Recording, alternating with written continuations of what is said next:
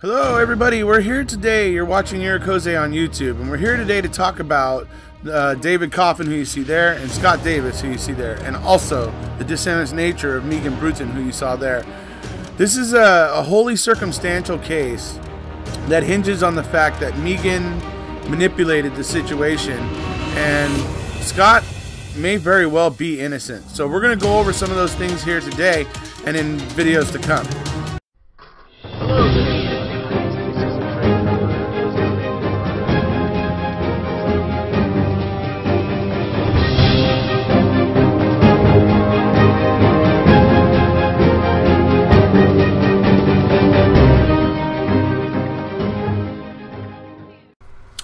Hello everybody, how you doing? We're here today to talk a little bit about Scott Davis. Now, some of you who follow my channel know it's another case that I'm very passionate about. And you know, I've been talking about it recently because there's going to be oral arguments in the 11th Circuit Court. His lawyer is going to be arguing, and there's going to be oral arguments. So it's going to be interesting in the middle of May. So this little video was put together by the Scott Davis camp, the people that are close to Scott, and so I wanted to go ahead and talk about this, upload it as a premiere so that we could watch it together even, and talk about it in the live chat alongside of the premiere. So, you know, you guys know, the big issues with Scott Davis are, number one, they arrested him because he knew about David being shot. Well, the thing is about that is that Scott knew that because Megan told him that. And it has now been, you know, pretty much irrefutably proven, okay, that she was saying that Scott had been shot while the house was still burning, okay? And if you have any doubt left, let me tell you this. Two friends of David Coffin, the victim, heard her saying this while the house was burning. Okay. So that's one huge thing with this case. Number two, he could not have burned the Porsche, that David Coffin's Porsche. It was too far away from Scott's work for him to have been able to get there to do that. Just impossible. The fact that the DA's office, there was 2 interrogation tapes when they interrogated Scott. Only one of those tapes made it to trial. Scott contended for many years that there were 2 tapes, and that they were holding something back, and the prosecution denied it. Paul Howard, Paul Howard, the DA, said, you know, he just laughed about it, you know, and all that stuff. Well, now we have an affidavit from Detective Walker, who you're going to see in this clip that I'm going to play. We have an affidavit from him, and he attests to the fact that he took 2 tapes and 2 sets of transcripts over to the Fulton County DA's office and delivered them to Assistant District Attorney Joe Burford, and that is now proof that the Fulton County DA's office had 2 tapes. They've been lying and saying they only had 1 tape all this time. So yet another thing in the Scott Davis case. So, you know, you guys know, if you've been watching my channel, there's just, you know, a lot of fishiness. 50 pieces of evidence just went missing before trial. They were, you know, gone. Bye-bye.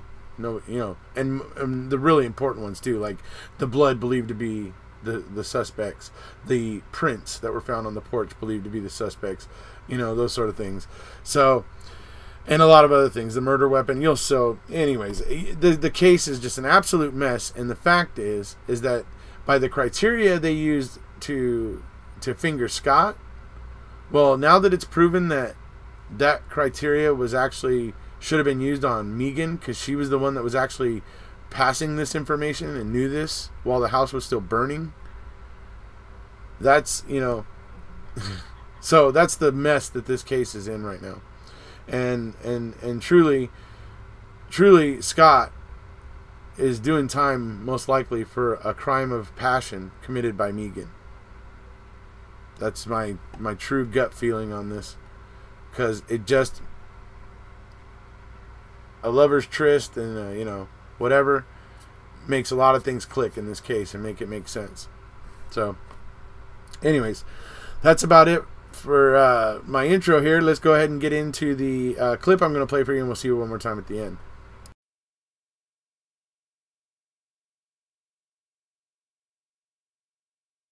When Scott was being interviewed by the detectives that night, he made the statement that David Coffin had been shot. And so the detective immediately said, well, nobody knew how he died. How do you know that he had been shot? Scott says that he first heard it from Megan. How do we know that Megan told Scott this? Megan was at the site. She then went to the next door neighbors and she called Scott. And she said that David had been shot. So you bring Scott Davis to homicide for questioning. At what point is it that you decide that this may be our suspect in the Coffin murder? When he told Rick that Scott had been shot. Who's Rick? Rick's my partner. Now, you know, this is a huge point of contention with the family. How do you know that Megan didn't tell Scott that David had been shot? Because Rick went and asked her. Uh-huh. She said no.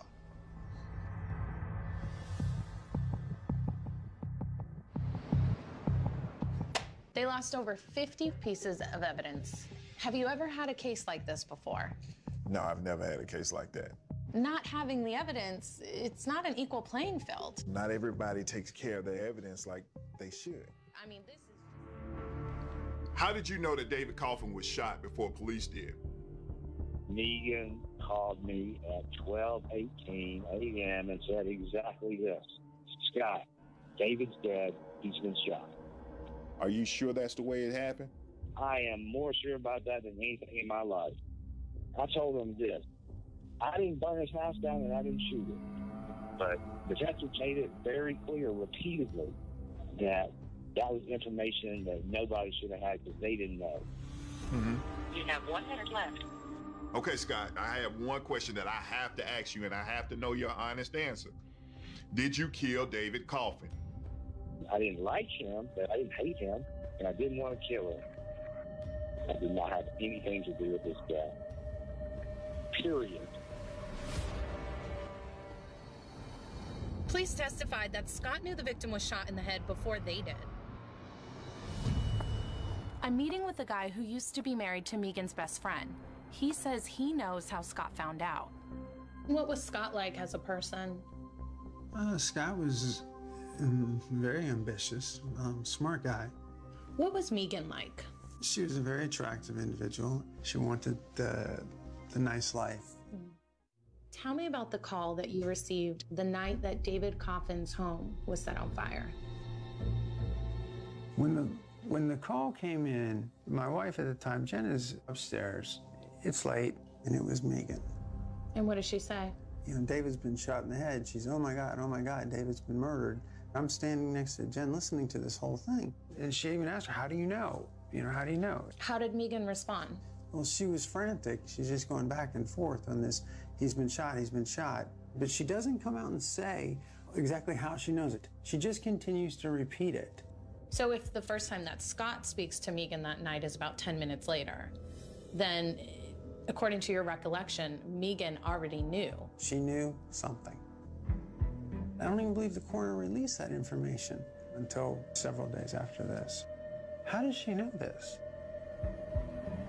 I still sit back and say, how do you know this? Scott Davis, he was an all-American kid. Bright, good-looking. He even ran for governor of California. But now you two are fighting for his freedom. We've looked into those leads, and here are the results of our investigation. Your first lead was that 70 pieces of evidence went missing, and that any one of these could have exonerated Scott. So I reached out to a former manager at the Georgia Bureau of Investigation, and he says you were right, even though about 50 pieces of evidence went missing, not 70. Either way, it doesn't make it that much better. Among the items missing included the alleged murder weapon and latent fingerprints. I asked him how this could have happened, and it sounded like it came down to a bureaucratic mess. So as a defense attorney, I find it absolutely outrageous that this ever even happened. We agree this is a very good lead. How does that make you feel? Furious. It's gone forever.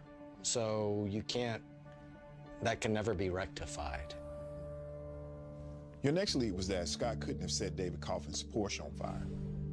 You said that he was at work on the other side of town when it was discovered. The prosecution said that it was possible that Scott set the fire with some sort of timing device.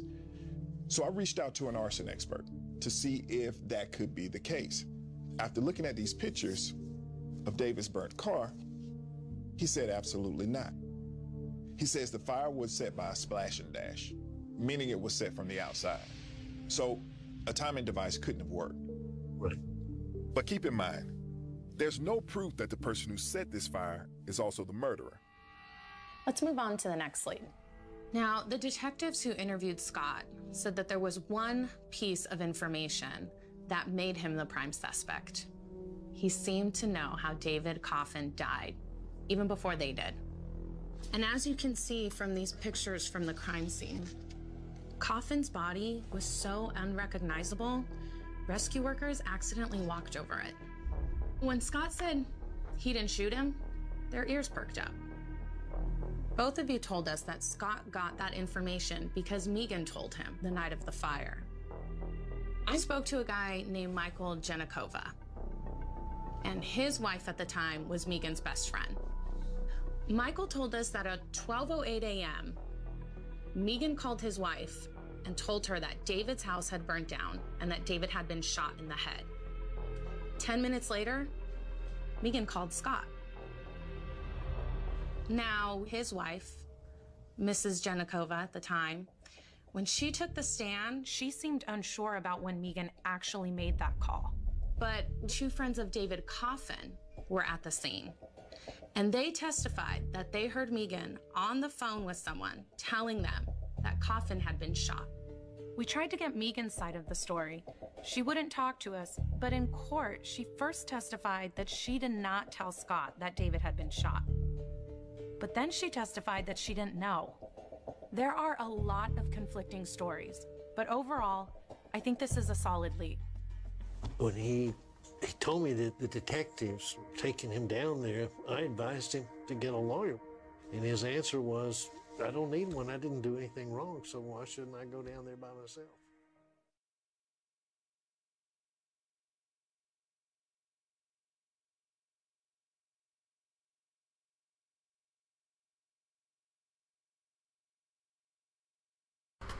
All right, so for those of you who were not previously aware of the Scott Davis case, you know, maybe now you can see some of the issues I have with it. So that was from a recent show on Investigation Discovery, and looks like the Scott Davis camp got together and put together some of the clips from that show that really discredit and point the finger in the proper direction. Because if knowing David had been shot was the reason why it was Scott, now that we've found out it wasn't really Scott, it should now point at the other person. And so that's the problem with this case, and I truly don't really believe Scott did this. I truly think that this was a crime of passion. I do know that David Coffin was pursuing another young lady at the time. In fact, the last call on his home phone was to that young lady. Just throwing that out there for people to think about, you know. So, anyway, that's about it for today. Wanted to talk a little bit about Scott Davis. If you haven't already, please hit subscribe, and we'll see you.